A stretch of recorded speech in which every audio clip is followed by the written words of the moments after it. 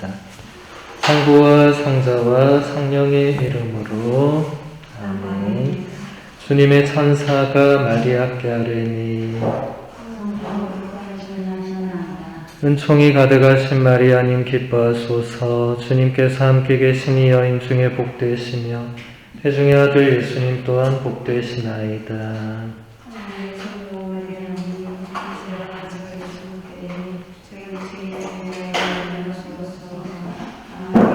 주님의 종이 오니 은총이 가득하신 마리아님 기뻐하소서. 주님께서 함께 계시니 여인 중에 복되시며 태중의 아들 예수님 또한 복되시나이다.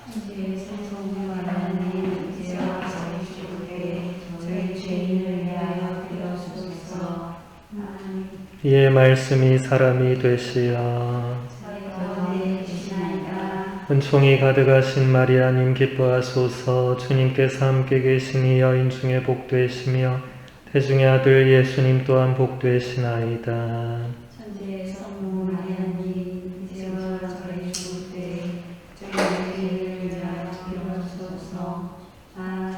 천주의 성모님 서희를 위하여 빌어주시어. 기도합시다. 하느님, 천사의 아뢰므로 성자께서 사람이 되심을 알았으니 성자의 순환과 십자가로 부활의 영광에 이르는 은총을 서희에게 내려주소서. 우리 주 그리스도를 통하여 비나이다. 아멘. 성부와 성자와 성령의 이름으로 아멘. 예, 이 삼종기도는 우리 교회의 아주 오래된 기도로 이 삼종은 말 그대로 3번 종을 치면 기도를 하는 그런 의미를 지니고 있습니다. 그래서 하루에 3번, 원래는 아침 6시와 낮 12시, 저녁 6시에 바쳐야 되는데 우리가 이제 매번 그렇게 바치기가 쉽지 않으니까 아침, 점심, 저녁에 3번 바치면 됩니다. 근데 요즘은 여러분 휴대폰에 다 알람 기능이 있으니까 열심한 분들은 그 알람 맞춰놓고 기도하시는 분들도 의외로 많으시더라고요. 좋은 방법인 것 같아요. 그러니까 막 정신없이 일상생활 하다가도 딱 알람이 울리면 잠시 하던 걸 멈추고 삼종기도를 바치는 것은 아주 좋은 기도의 자세이고 우리 교회가 2000년 동안 해왔던 방식이기도 합니다. 삼종기도는 지금도 모든 우리 신자들은 바치고 있고 교황님도 같이 이렇게 기도를 바칩니다. 뭐 교황님이라고 해서 우리 이 기도들을 안 하실 수는 없죠. 그래서 여러분들이 나중에 코로나 풀리고 언젠가 로마를 가시게 되면 그 교황님을 직접 볼 수 있는 기회가 생길 건데 우리가 교황님을 공식적으로 볼 수 있는 건 딱 2번입니다. 수요일 오전과 주일 낮 12시. 수요일 오전은 그 우디엔자라고 해서 교황님이 매주 수요일에 직접 신자들에게 교리 교육을 하십니다. 지금 제가 하는 거를 교황님이 직접 하세요. 전체 신자를 대상으로. 그러면 그 내용이 다 전 세계 신자들에게 바로 번역되어서 전달이 됩니다. 그리고 주일 낮에 딱 12시가 되면 교황님이 당신 그 발코니가 있어요. 당신 서재의 발코니에서 또 신자들과 함께 이 삼종기도를 직접 바칩니다. 그것도 라틴어로 직접 바치세요. 우리 교회의 언어는 지금도 라틴어입니다. 라틴어는 고대 로마 제국의 언어였고 로마 제국이 멸망하면서 더 이상 쓰는 나라는 없는데 가톨릭 교회는 계속 쓰고 있습니다. 그래서 그것을 주님의 천사가 할 때 그 천사라는 단어, 그게 라틴어로 안젤루스거든요. 그래서 지금도 그 교황님의 삼종기도를 안젤루스라고 부릅니다. 그래서 교황님도 바치는 기도고 물론 우리 다 바치는 거니까 앞으로 가능하면 하루에 3번 바치면 좋고 그게 어려우면 하루에 1번 이상은 바치시면 좋습니다. 제가 매번 말씀드리지만 기도는 외우기 위해서 한 게 아니고 매일 바치다 보면 자연스럽게 기억을 하게 됩니다. 그게 가장 좋은 거죠. 그래서 매주 제가 하나씩 이렇게 기도문을 숙제로 드리는 것은 꼭 외워오라 이런 게 아니라 앞으로 계속 평생 바쳐야 되는 기도이기 때문에 하는 겁니다. 자, 오늘은 93쪽 93번 희한하게 번호가 일치 않네요. 93번부터 같이 보도록 하겠습니다. 지난 시간에 이어서 계속 예수 그리스도에 대해서 오늘도 배울 것입니다. 그리스도께서 산 위에서 영광스럽게 변모하신 이유는 무엇인가? 하느님은 예수님이 지니신 신적인 영광을 그분의 현세의 삶에서 드러내고자 미리 계획하셨습니다. 그리스도의 영광스러운 변모는 나중에 제자들이 그분의 죽음과 부활을 이해하는 데 도움을 주기 위한 것이었습니다. 여러분들이 나중에 성경을 읽어보면 또 나중에 묵주기도를 배우면 반드시 등장하는 게 예수님께서 모습이 변하신 사건을 접하게 됩니다. 예수님이 십자가 순환과 죽음과 부활을 하기 전에 이 제자들 가운데 3명만 따로 데리고 베드로, 야고보, 요한이라는 이 특수 제자들만 데리고 어느 산으로 가시거든요. 거기서 당신 모습이 뭔가 이렇게 빛나는 모습으로 이렇게 변하게 됩니다. 그걸 제자들이 보고 깜짝 놀라게 되죠. 그러니까 이렇게 늘 같이 보던 이 모습이 아니고 뭔가 갑자기 이 빛나는 뭔가를 보게 된 거예요. 그래 그 사건을 제자들이 기억을 하고 있다가 복음서에 적은 겁니다.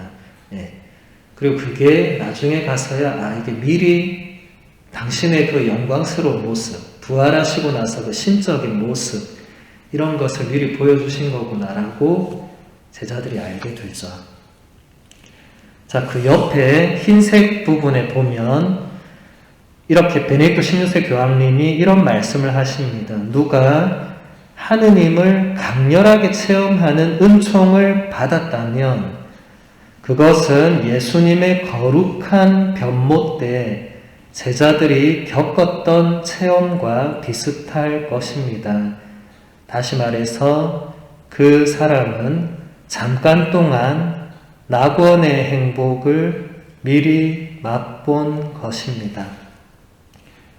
교황님이 아주 설명을 잘 해주셨는데 그 제자 3명만 그 특별한 뭔가를 체험한 게 아니라 우리도 그런 체험을 할 수 있다는 거죠. 아마 여기 계신 봉사자분들도 그런 어떤 하느님의 체험을 하셨을 수도 있고 저도 개인적으로 그런 체험을 한 적이 있습니다. 근데 이런 체험은 자주 하거나 이러진 않아요. 평생 동안 한 번도 어떤 체험이 없을 수도 있어요. 근데 그렇다고 해서 왜 하느님이 나한테 아무것도 안 보여? 이럴 필요는 없습니다. 그냥 그건 하느님께서 뭔가 원하는 분에게 원하시는 때에 뭔가 당신의 어떤 뭔가를 보여주시는 어떤 특별한 은총의 순간인 것 같아요. 근데 그게 자주 있거나 이러지는 않고 대부분 성인, 성녀들도 보면 딱 한 번 그런 순간을 체험했다고 고백하는 분들이 많습니다. 근데 어떤 경우에는 2번, 3번 할 수도 있고, 근데 흔하게 일어나는 것은 아니고, 무언가 이유가 있겠죠, 그렇죠?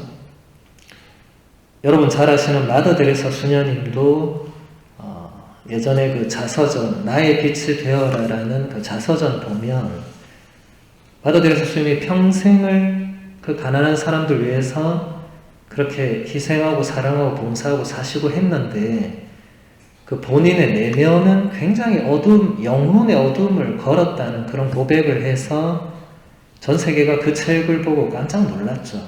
예. 근데 어떻게 저분이 50년 동안 내면의 어둠을 겪었는데 겉으로는 전혀 아무렇지 않게, 예. 너무나 밝게 웃으면서 그렇게 가난한 사람들을 위해서 살 수가 있었는가? 근데 그 수녀님이 얘기를 합니다. 그 어둠이 오기 전에 딱 한 번 굉장히 특별한 체험을 했다고. 예. 뭔가 예수님께서 주시는 그런 강렬한 뭔가를 체험을 했고 그 뒤로 50년 동안 영혼의 어두운 밤이 이어졌는데 그 한 번의 체험의 힘으로 50년을 버틴 거예요. 예. 사도 바오로도 여러분 나중에 사도행전과 바울의 편지들 읽어보면 사도 바오로도 딱 한 번 뭔가 체험을 합니다. 예. 예수님을 직접 예수님 음성을 듣죠. 그러니까 예수님을 직접 만나죠. 그 뒤로 바오로 사도의 삶은 고난의 연속이었습니다. 예. 근데 죽을 때까지 바오로는 예수님을 배반하거나 그러지 않았죠. 그 한 번의 체험으로 충분했던 거죠. 저도 생각해보면 신학생 때 청년들하고 이렇게 무슨 3박 4일 동안 연수하는 프로그램 같은 게 있었는데 저도 거기 아무것도 모르고 갔다가 그때 뭐 강렬한 체험을 한번 저도 했어요. 그래서 되게 깜짝 놀랐어요. 네. 저는 그런 걸 한 번도 경험해 본 적이 없기 때문에 되게 놀랐어요. 근데 그 뒤로는 단 한 번도 더 이상 체험은 없었습니다. 네. 근데 그 한 번의 체험으로 이제 죽을 때까지 가는 거죠. 네. 그러니까 여러분도 근데 지금 제가 이렇게 한다고 해서 오늘부터 나에게도 체험을 주십시오 이렇게 기도하지 마세요. 네. 그런 건 좋은 자세는 아닙니다. 필요할 때 하느님 뭔가 주실 건데 그 체험 한 번 했다고 뭐 사람이 뭐 확 달라지고 이러진 않아요. 네. 그런데 그게 앞으로 계속 이 예수라는 이 존재를 믿고 따라갈 수 있는 그런 어떤 근원이 된다. 세례를 받을 때 뭐 그런 체험을 할 수도 있고 뭐 그것은 개개인에 따라 다 다른 겁니다.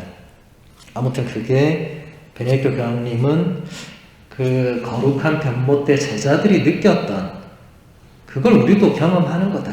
잠시 천상낙원의 그 행복을 미리 맛보는 거다. 이렇게 설명을 해주십니다. 자, 94번. 예수님은 예루살렘에 입성하셨을 때 당신이 죽게 될 것을 이미 알고 계셨나요? 네. 일단 그림은 나중에 보고 또 넘겨보시면 그렇습니다. 당신이 의도를 가지고 스스로 당신 순환과 부활의 장소로 가시기 전에 예수님은 3번에 걸쳐서 당신의 순환과 부활을 예고하셨습니다. 자, 그 옆에 바로 보시면 예수님께서는 그 뒤에 사람의 아들이 반드시 많은 고난을 겪으시고 원로들과 수석사제들과 율법학자들에게 배척을 받아 죽임을 당하셨다가 사흘 만에 다시 살아나셔야 한다는 것을 제자들에게 가르치기 시작하셨다.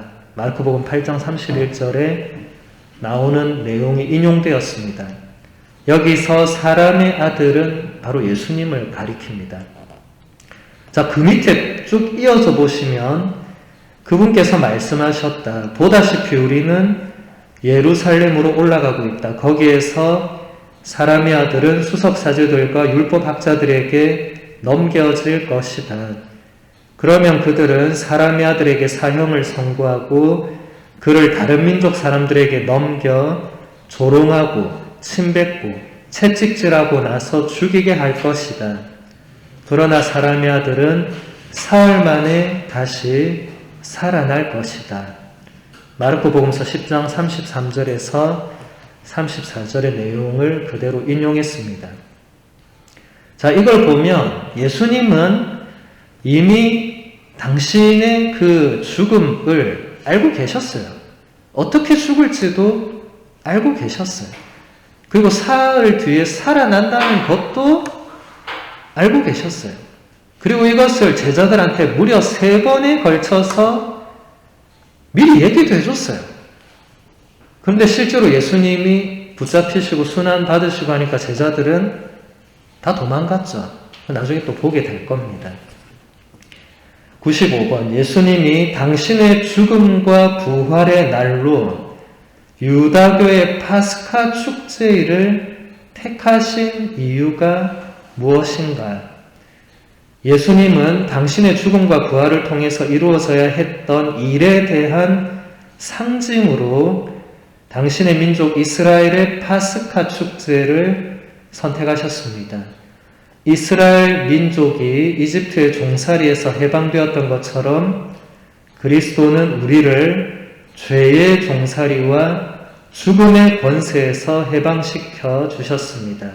그 밑에 바로 볼게요. 파스카 축제는 이스라엘 민족이 이집트 종살이에서 해방된 것을 기념하는 축제입니다.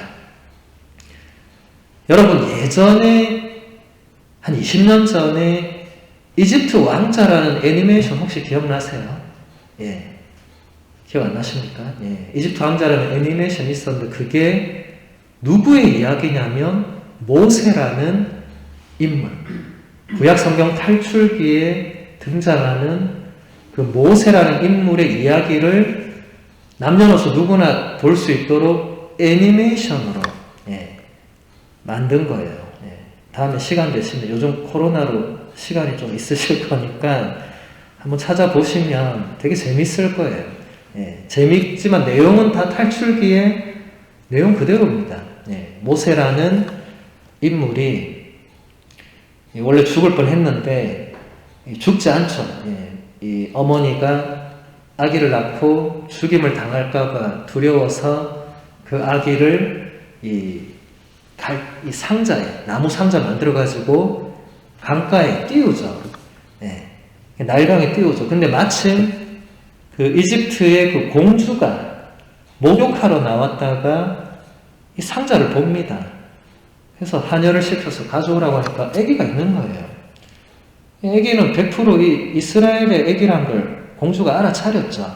왜냐하면 그 아버지 파라오가 이스라엘 남자아이를 다 죽여라고 했기 때문에 누군가가 이렇게 했구나.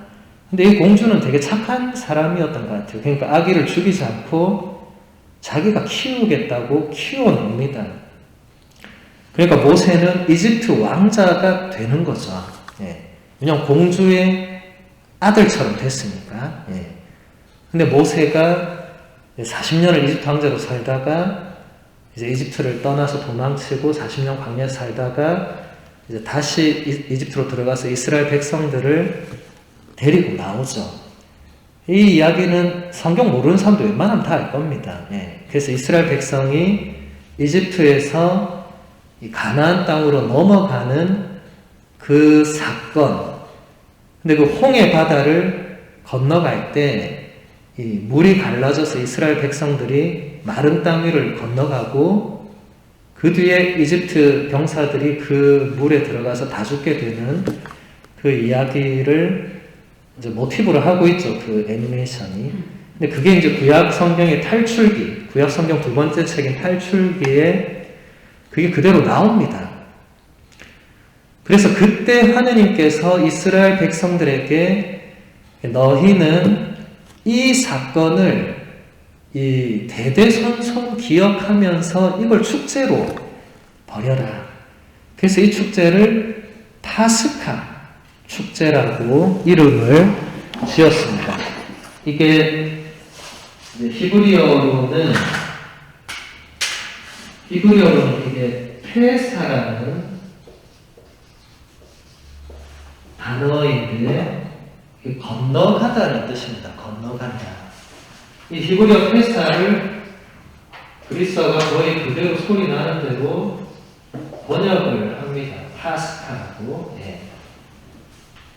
그래서 이걸 또 라틴어가 그대로 소리 나는 대로 해서 이렇게 그대로 씁니다. 파스카. 우리도 지금 소리 나는 대로 그대로 씁니다. 파스카. 이렇게. 이태리어도 거의 똑같아요. 이태리어는 빠스과 이렇게 되는데 거의 뭐 같은 단어죠. 이것이 건너가는 겁니다. 건너가는 거. 여러분 영어에 패스 하면 어떻게 되죠? 패스가 건너가는 거죠. 그 같은 어원에서 나오는 겁니다.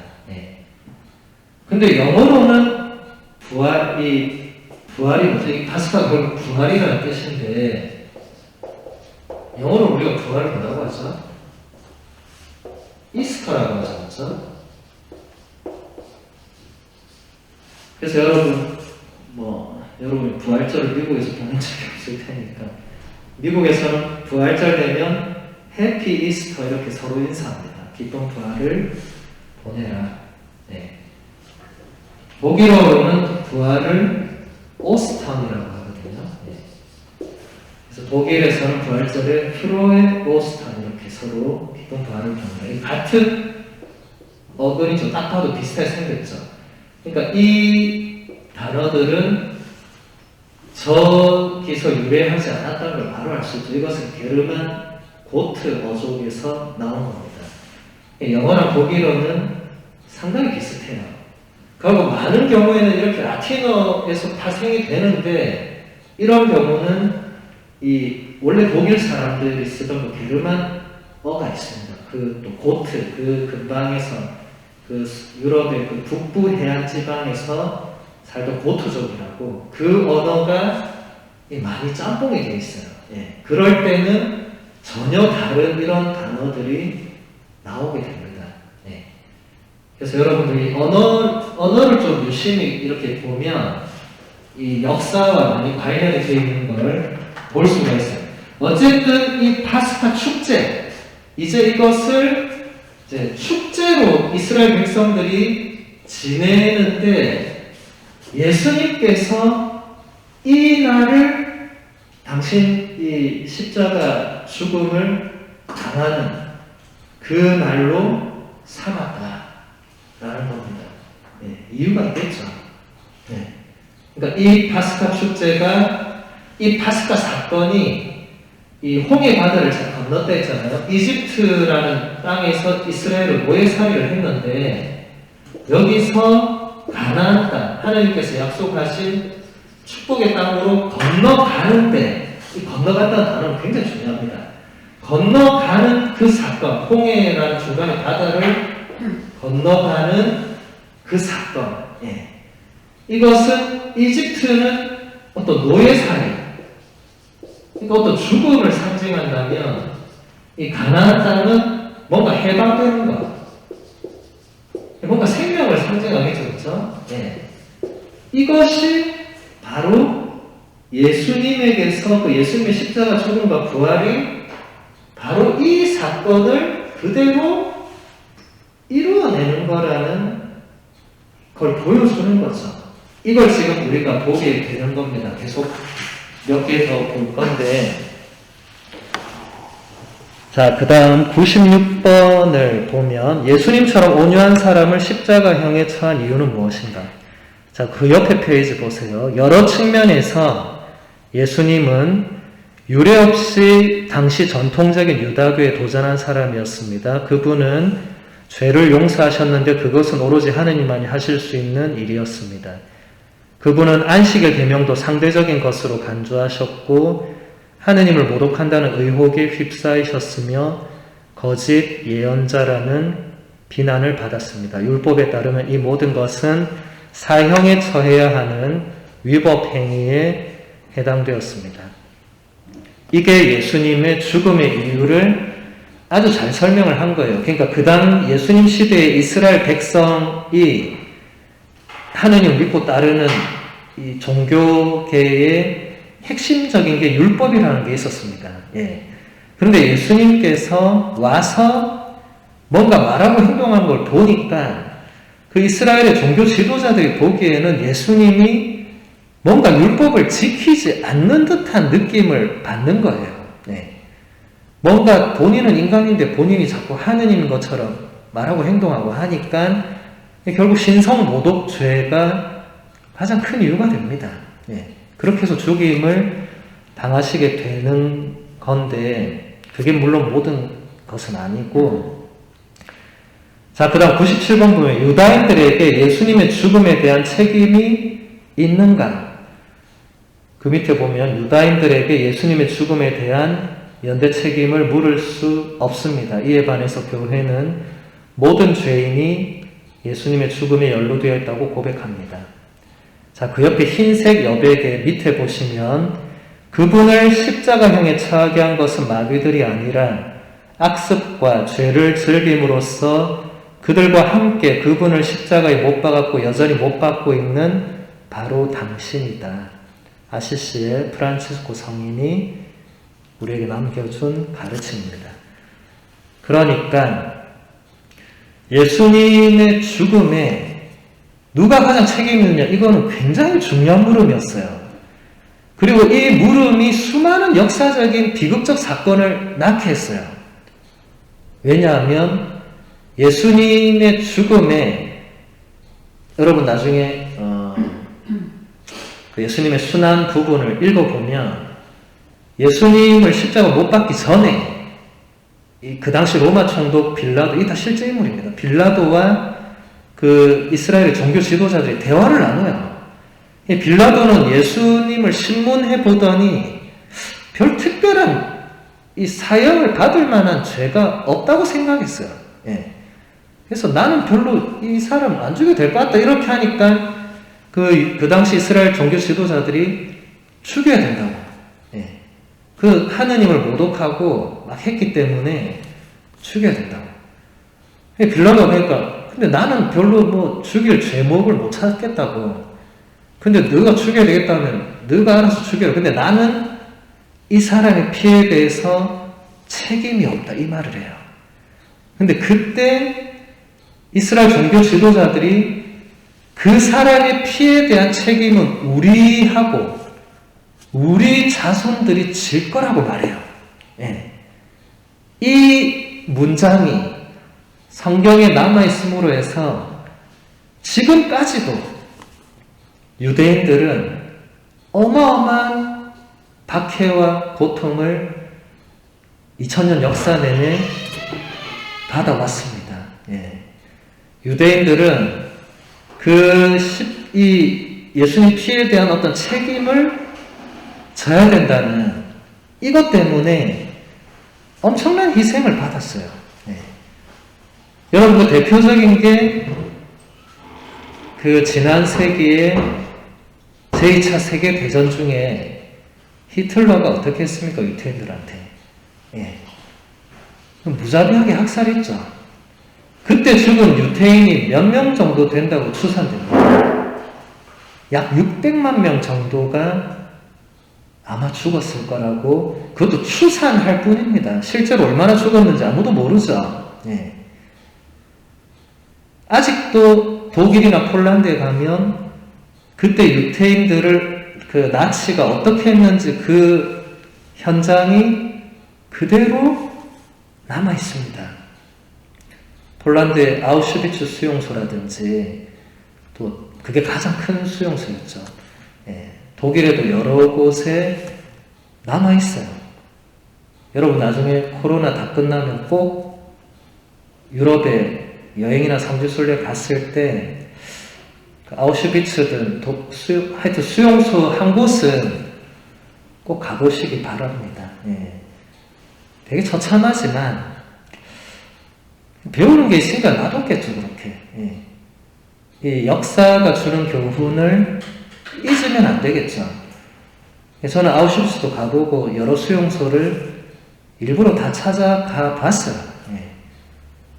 정말 지금 이게 사실 100년도 안 됐기 때문에 지금도 가면 이 기운과 냄새 이런 게 달라요. 워낙 사람이 거기서 고통받고 죽었으니까 사실 힘듭니다, 굉장히.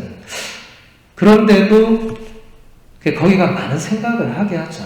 예. 지금도 그때 유다인들이 입었던 옷이나 뭐 신었던 신발, 뭐 안경, 뭐 이런 게 그대로 다 보존되어 있어요. 네. 얼마나 많이 죽었는지 막 쌓여있어요. 네. 그 유다인들은 그 뭔지도 모르고 따라갔다가 그래서 강제 노동하거나 죽거나 이렇게 뭐 됐죠. 근데 히틀러가 그렇게 할 수 있는 가장 좋은 명분을 준 게 바로 그 성경 구절이었습니다. 저 민족은 예수를 죽인 책임을 져야 된다. 예. 희생양으로 만드는 거죠. 예. 이런 건 굉장히 위험한 논리인데, 그래서 가톨릭 교회는 절대로 그렇지 않다고 가르칩니다. 예수님의 죽음은 유다인들 때문에 그렇게만 된 그 아니라고. 예. 그리고 아시시아 프란치스코 성인은 이걸 굉장히 또 영적으로 해석해서 예수님의 십자가에 대한 책임은 우리의 죄에 달려있다. 그분이 우리의 죄 때문에 십자가에 못 박히고 돌아가셨기 때문에 지금도 우리가 죄를 짓고 악습을 즐긴다면 우리가 예수님을 십자가에 못 박는 거라고.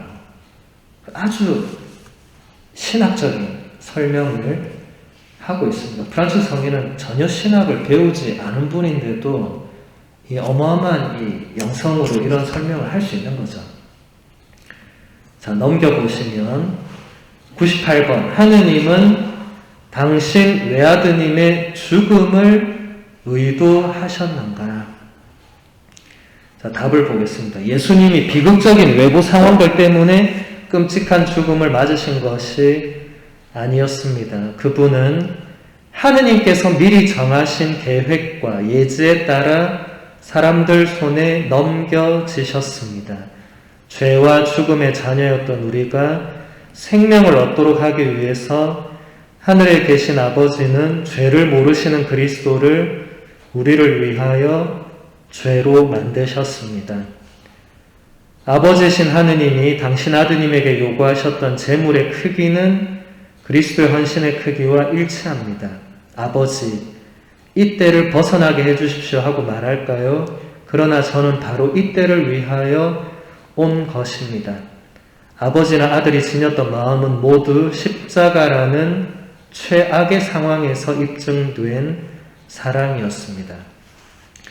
그러니까 예수님의 십자가 죽음이 단순히 그 당시에 그냥 유대인들 사이에 어떤 사회적인 이 문란을 일으켜서 이 신성 모독죄로 그냥 죽고 유대인들 그 피해에 대한 책임을 지고 이런 차원이 아니고 이 모든 인류를 구원하기 위한 그 엄청난 하느님의 계획으로 당신의 아들을 인간에게 내어주시는 그 특별한 계획의 결정적인 사건이 십자가다. 이건 하나의 신비죠.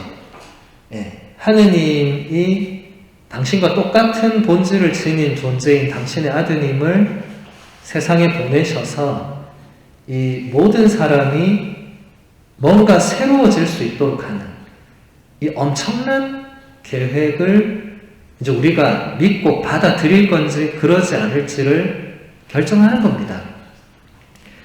자, 그 옆에 흰 부분 보시면 십자가 이외에 하늘나라에 오를 수 있는 다른 사다리는 없습니다. 라고 리마의 로사 성녀가 우리에게 말씀하십니다. 로사 성녀는 페루의 수호 성인이시고 남미 대륙의 첫 번째 성녀이시기도 합니다. 예. 그래서 수많은 신자들이 세례받을 때 세례명을 로사라고 짓죠. 저희 모친도 로사입니다. 많은 분들이 로사라는 이름 자체가 또 있고 로사라는 이름 자체도 그 뜻이 장미입니다. 장미. 영어로 로즈라고 하죠. 그렇죠? 그래서 이 로사 성녀가 십자가 이외에는 우리가 하늘나라에 갈 수 있는 다른 길이 전혀 없다. 다시 말하면 뭐죠? 예수님의 십자가 죽음이 우리를 하늘로 올라갈 수 있는 그런 사다리 역할을 했다.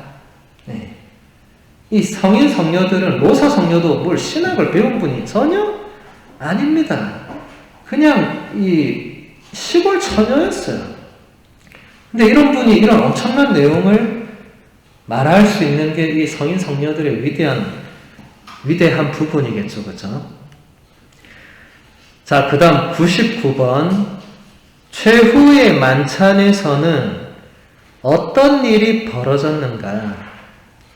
예수님은 돌아가시기 전날 저녁에 당신 제자들의 발을 씻어주셨고 성체 성사와 새 계약의 사제직을 세우셨습니다.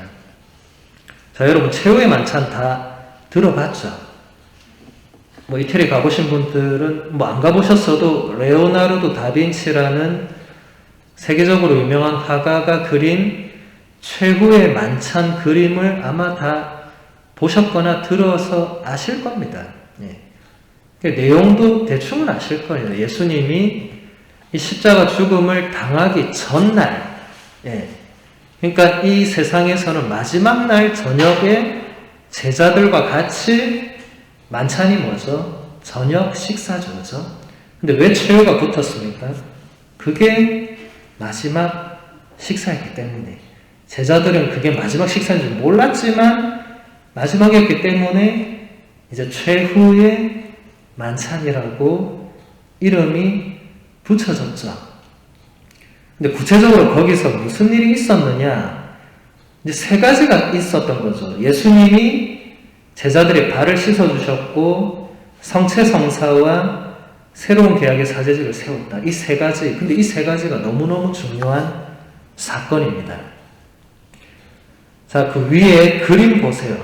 그림이 아니라 사진. 이 뭐하는 사진 같습니까, 이게? 이게 지금 누가 발을 씻어주는 거죠. 이게 딱 봐도 지금 두 사람이잖아요. 지금 내가 내 발 씻는 사진은 아니잖아요. 그죠? 이것이 우리 가톨릭 교회가 해마다 이 성모교일, 주님 만찬 성모교일에 거행하는 세종례라는 것입니다. 이것은 해마다 가톨릭 교회가 예수님이 하셨던 것과 똑같이 12명의 사람을 선발해서, 왜냐면 그때 12제자가 있었으니까 그 12명의 발을 다 씻어줍니다. 근데 올해는 안 했어요. 왜 안 했겠습니까? 코로나 때문에. 접촉이나 거리두기 이게 안 되니까. 작년에도 못했어요. 왜 못했습니까? 작년에도 코로나 때문에.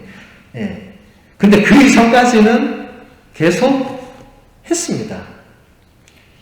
여러분들이 궁금하시면 인터넷에 프란치스코 교황, 세종례 이렇게 쳐보세요. 교황님이 그 해마다 그 12명, 교황님은 12명을 아무나 선발 안 했습니다. 감옥에 갇혀있는 분들이나 이 가난한 사람들, 하여튼 되게 지금 이 시대에서도 이 어렵게 사는, 뭔가 이 사랑이 더 필요한 사람들을 찾아가서 직접 발을 씻어줬어요. 되게 감동적인 장면들입니다. 이게 예수님이 그렇게 하셨기 때문에 우리도 그렇게 하는 겁니다. 자, 98쪽에 맨 앞에 그 이콘 보이죠? 이게 예수님 얼굴의 이콘인데, 자, 그 밑에 보면 성경 구절이 나오죠. 예수님께서는 이 세상에서 아버지께로 건너가실 때가 온 것을 아셨다. 그분께서는 이 세상에서 사랑하신 당신의 사람들을 끝까지 사랑하셨다. 요한복음 13장 1절. 요한복음 13장 전체가 바로 이 예수님이 제자들의 발을 씻어주신 이야기를 전하고 있습니다. 자, 99쪽으로 넘어와서 그 발 씻는 그 사진 그 옆에 흰색 거기 보면 그 폴 클로델 그 글 밑에 읽어볼게요. 예수님께서는 제자들의 발을 씻어주신 다음 겉옷을 입으시고 다시 식탁에 앉으셔서 그들에게 이르셨다. 내가 너희에게 한 일을 깨닫겠느냐? 너희가 나를 스승님 또 주님 하고 부르는데 그렇게 하는 것이 옳다. 나는 사실 그러하다. 주님이며 스승인 내가 너희의 발을 씻었으면 너희도 서로 발을 씻어주어야 한다. 내가 너희에게 한 것처럼 너희도 하라고 내가 본을 보여준 것이다. 요한복음서 13장 12절에서 15절의 말씀을 그대로 인용한 것입니다. 자, 여러분, 지금도 그렇지만 지금 여러분 가족의 발을 씻어주는 사람 있습니까? 없죠? 예. 물론 자녀가 어릴 때는 자녀 다 씻겨주고 하지만 자녀가 좀 크면 어떻게 합니까? 야, 자기 전에 발 씻어라. 이렇게 하면 되잖아요. 예. 근데 그때 지금도 뭐 발 씻어주는 걸 안 하지만 예수님 시대에는 발을 씻어주는 것은 노예나 종들이 하던 일이었습니다. 여러분, 예수님 시대에는 지금처럼 이렇게 구두나 이렇게 운동화가 전혀 없던 시절이고 이스라엘은 유목민족이었기 때문에 대부분 이 맨발에 이 뭐 가죽 샌들 같은 걸 신고, 근데 이 하루 종일 걷고 이러니까 이제 집에 들어오면 발이 얼마나 더러워져 있겠어요. 그러면 이제 부잣집은 집에 있는 종이나 노예가 주인의 발을 딱 씻어줬습니다. 근데 예수님이 제자들한테 그렇게 하니까 제자들이 깜짝 놀랐죠. 그래서 여러분 나중에 요한복음 13장 찾아서 읽어보시면 베드로가 왜 이러시냐고 막 말려요. 스승님 이러면 안 된다. 예, 이거는 당신이 할 일이 아니다. 예. 근데 예수님이 끝내 다 씻어줍니다. 누구의 발까지 씻어주냐면 곧이어 당신을 배반할 유다의 발도 씻어줍니다. 이걸 제자들이 기억을 한 거예요. 그래서 아까 제가 읽었던 요한복음 13장 1절 예수님께서는 당신의 사람들을 끝까지 사랑하셨다고. 유다가 배반할 걸 이미 예수님은 알고 계셨지만 야, 너는 배반할 거니까 너는 발 안 씻어줘. 이렇게 안 하고 배반할 거 알면서도 발을 씻어줘. 이게 어마어마한 일이죠. 예. 그리고 예수님 여기서 뭐라고 합니까? 이게 너희도 그렇게 서로 발을 씻어주라고 내가 본을 보여준 거다. 자, 그럼 오늘부터 우리가 맨날 서로 발 씻어줘야 됩니까? 그런 차원이 아니라 이게 뭐죠? 남들이 하지 않는, 그리고 정말 누가 가도 아 이건 내가 할 일이 아니야 하는 가장 낮은 비천한 자리에서 뭔가 다른 사람을 도와주는 뭔가 그런 행위들을 이제 너희가 해야 된다. 그게 세종례의 진정한 의미입니다. 물론 여러분들이 서로 발을 씻어주는 것도 굉장히 좋은 행위죠. 네. 발을 씻어주는 게 단순히 그냥 발만 씻어 이런 의미가 아닙니다. 예수님 시대에는 물론 이제 일반 그 이스라엘 민족이 다 그렇게 발이 더러워지니까 씻은 거지만 예수님이 그렇게 하시고 그 제자들에게 내가 본을 보여줬다, 이거는 앞으로 서로 발을 씻어줘 이런 의미를 넘어서는 겁니다. 네.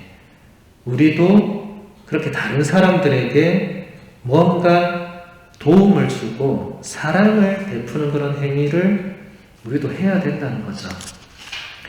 넘겨보겠습니다. 예수님은 모든 일이 성취될 때까지 당신 사랑을 다음 세 가지 방식으로 보여주셨습니다. 그분은 제자들 발을 씻어주심으로써 섬기는 사람으로서 당신이 우리 가운데 계심을 알려주셨습니다. 그분은 제물로 쓰인 빵과 포도주를 두고 다음과 같이 말씀하심으로써 당신이 겪으실 순환의 구원적 성격을 암시하셨습니다. 이는 너희를 위하여 내어주는 내 몸이다.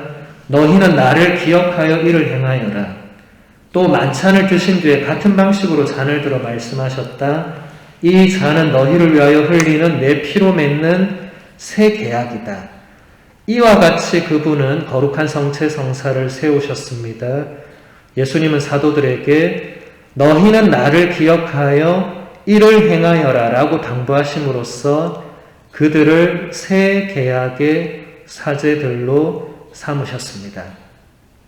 제가 아까 얘기한 최후의 만찬 때 가장 중요한 세 가지를 여기서 풀어서 설명했는데, 첫 번째는 우리가 아까 봤으니까 넘어가고, 이제 두 번째 성체 성사라는 것을 제정하시는데 그 핵심적인 내용이 예수님께서 빵과 포도주, 왜 빵과 포도주냐면 제가 아까 얘기한 저 이스라엘 백성의 파스카 축제 때 빵과 포도주를 이제 먹었어요. 근데 그게 단순히 먹고 마시는 행위로 끝나는 게 아니라 이제 예수님이 그 빵이 당신 자신의 몸이라고, 네. 그리고 그 포도주가 당신 자신의 피라고 하면서 나누어 주십니다. 이게 성체성사라는 것의 핵심입니다. 성체성사 물론 나중에 배울 거고 우리가 지금 드리는 건 아니죠. 이제 여러분이 세례 받고 나면 참여하게 되는 그 미사가 바로 성체성사인데 그게 바로 예수님께서 최후의 만찬 때 하셨던 그게 그대로 미사 중에 이루어집니다. 그리고 마지막에 보면 예수님께서 그 자리에 앉아있던 그 12제자, 그들은 사도라고 이제 불리거든요. 그들에게 너희는 나를 기억하여 이것을 행해라고 당부하심으로써 그들을 새로운 계약의 사제들로 삼았다. 이렇게 해서 새로운 계약이 완성됩니다. 그래서 구약이 있고 신약이 있는 거죠. 구약의 파스카 저 사건 때도 하느님이 이스라엘 백성과 계약을 맺습니다. 이제 너희는 나의 백성이 되고 내가 너희의 하느님이 된다. 모세라는 중개자가 그때 중간 역할을 합니다. 예. 근데 이제 예수님이 당신이 직접 그 파스카 사건의 주체가 돼서 그리고 당신이 직접 제물이 돼서 이 파스카 사건을 새롭게, 예. 왜냐하면 그때는 계약의 이 주체가 하느님과 이스라엘 이밖에 없었어요. 근데 이제 예수님은 계약의 주체가 당신과 이제 새로운 이스라엘. 그래서 예수님이 제자를 12만 따로 뽑습니다. 왜냐하면 여러분 나중에 구약 성경 읽어보시면 구약 성경에서도 이스라엘은 정확하게 12지파로 구성이 되어 있습니다. 네. 그러니까 그 구약의 이스라엘을 그대로 있는 새로운 이스라엘이 바로 거기서 탄생하게 된다는 거죠. 네. 그래서 12사도는 굉장히 특별한 이 지위를 가집니다.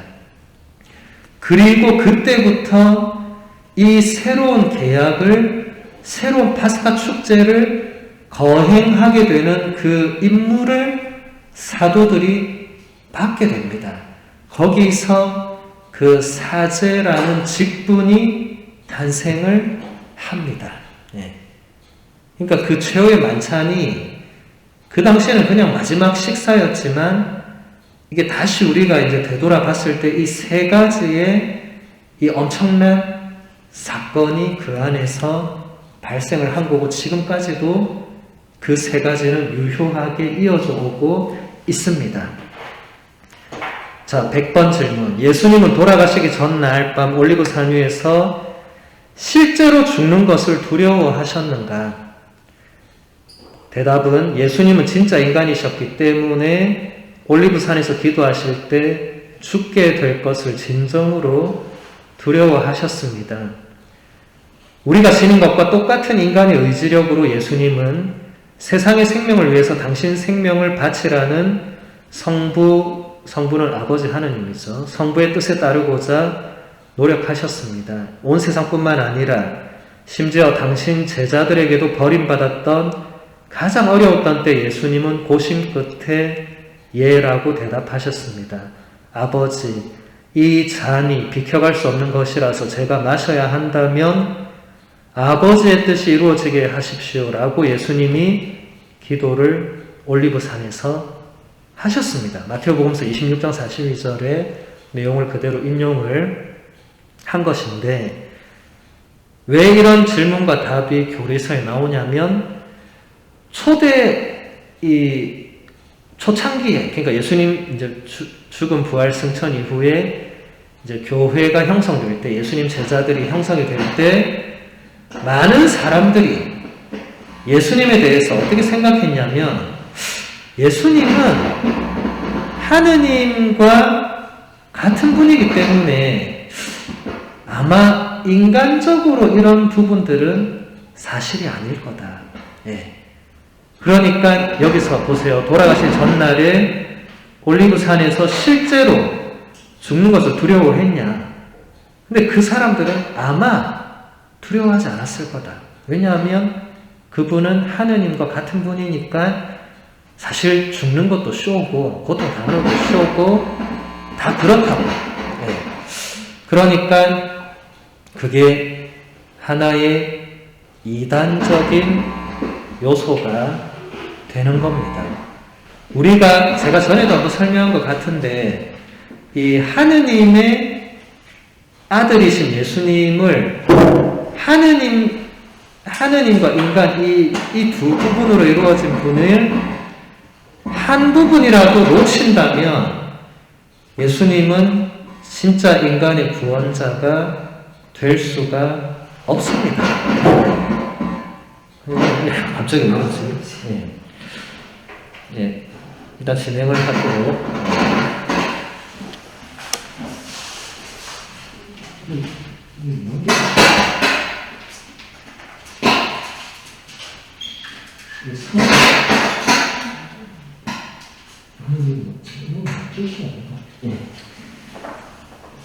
예.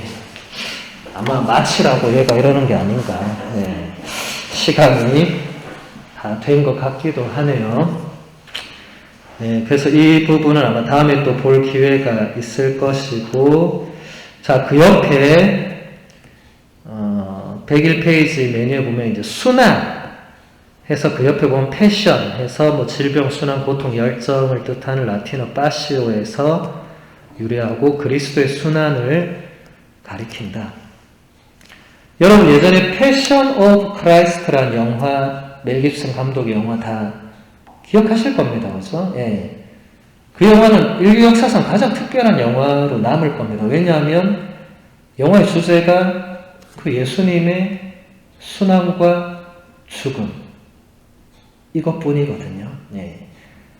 근데 이 멜 깁슨이라는 감독이 엄청난 독실한 가톨릭 신자인데 이 사람이 어느 날 체험을 하게 돼요. 뭔가 기도 중에 진짜 예수님이 어떻게 순환받고 고통받고 돌아가셨는지를 사람들에게 알려야 된다는 이런 뭔가를 받아요. 이 사람은 영화 배우고 또 감독이니까 그 진짜 그런 정말 그 당시에 예수님이 어떻게 고통받았는가를 영화로 만들어야겠다. 이게 일반적인 발상은 아니죠, 그죠? 근데 그렇게 해서 결국 그 영화를 만들 때 많은 사람들이 우려했습니다. 그런 영화 만들면 망할 거라고. 누가 보겠냐고. 했지만 놀랍게도 그 영화는 전 세계에서 수많은 사람들이 봤습니다. 지금도 봅니다. 우리 그리스도교 신자들은 해마다 사순절만 되면 그 영화를 직간접적으로 봅니다. 네. 그 영화의 몇 부분을 떼내거나 어쨌든 다시 봅니다. 네. 그러니까 멜 깁슨이 그냥 한 게 아닌 거죠. 네. 예수님의 그 순환이 그냥 동화 속 이야기로 그렇게 이루어진 게 아니라는 걸 가장 잘 보여준 영화입니다. 네. 그래서 여러분들 시간 되시면 그 영화는 다시 보셔도 저는 아마 한 10번 넘게 봤을 거예요. 근데 매번 볼 때마다 뭔가 새로운 걸 또 보고 느낍니다. 예. 그래서 예수님의 순환이 그게 진짜라고. 왜냐하면 그걸 의심하는 사람들이 초창기부터 지금까지 너무너무 많았습니다. 예. 2000년이라는 세월 동안. 아마 지금도 의심하고 믿지 못하는 사람이 많을 거예요. 예. 근데 그 부분이 사실이 아니게 되면 우리에게 예수라는 인물은 더 이상 인류의 구원자가 될 수 없는 겁니다. 예. 그래서 이 순환과 죽음은 이 예수님이 아까 우리가 얘기했듯이 하느님께서 이 인류를 구원하기 위한 그 특별한 계획으로 그렇게 하신 거니까 우리가 비록 이해를 못할지라도 왜 그런 방식으로만 해야 되는가라고 생각할지라도 우리는 그것을 받아들입니다.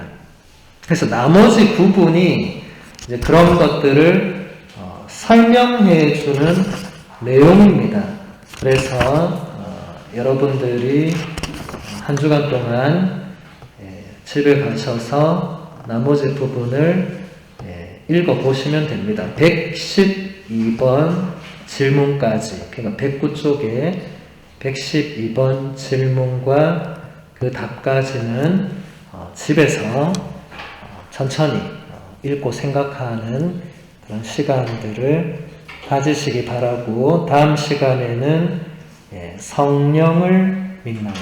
이제 성령에 대해서 배워보도록 하겠습니다. 영광송으로 마치도록 하겠습니다. 영광이 성부와 성자와 성령께